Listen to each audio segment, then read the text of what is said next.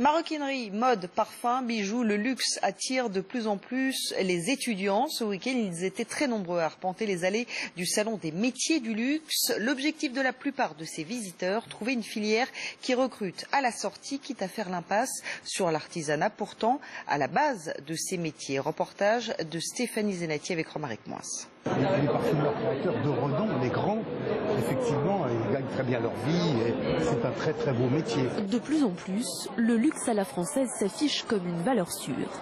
Gage de qualité, garantie de compétitivité et désormais aussi certitude d'embauche et de stabilité. On a coutume de dire que le luxe ne connaît pas la crise et effectivement avec 217 milliards d'euros de chiffre d'affaires cette année, c'est un secteur qui possède une certaine dynamique et tiré par les marchés émergents. Un résultat, des dizaines d'écoles proposent aujourd'hui des filières dédiées au luxe pour leurs étudiants. Entre création et management, un cocktail gagnant pour s'assurer à la sortie un avenir tout tracé.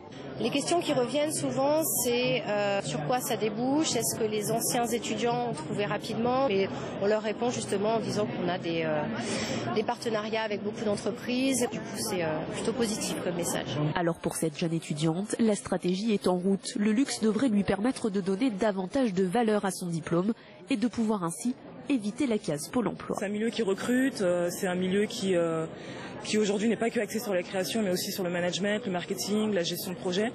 Donc c'est bien de pouvoir mélanger les compétences que je peux avoir pour mélanger passion et travail. Aujourd'hui, 170 000 personnes collaborent au secteur du luxe en France.